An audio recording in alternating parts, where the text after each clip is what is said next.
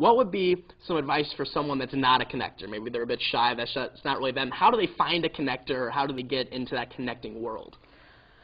Well, first, I think it's important to understand that it's not a case of just being a natural connector. You know, everybody has that spark. We all exude it differently, but everybody has that internal fire or spark. It's not about external charisma.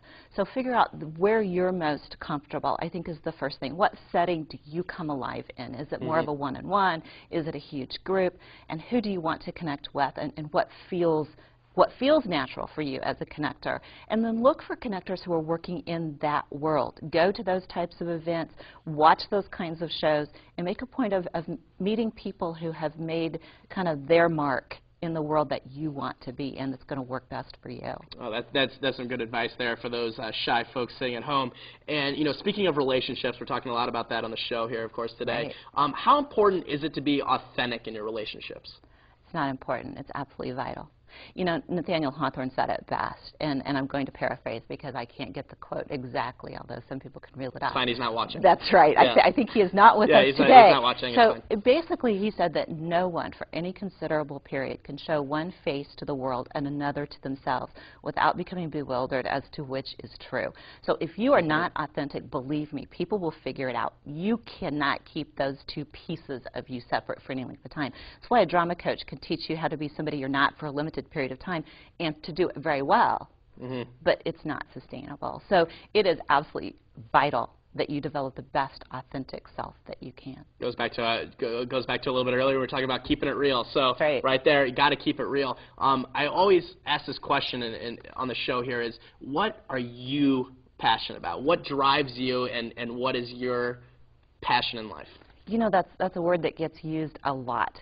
And if you look at the root of that word and you go back to the Latin root, what you'll find is there's a reason that the old romance novels used to say, he suffered from a great and enduring passion. The Latin root literally means to suffer. A passion is something that you are so in love with that you're willing to suffer for it, and it is almost a suffering.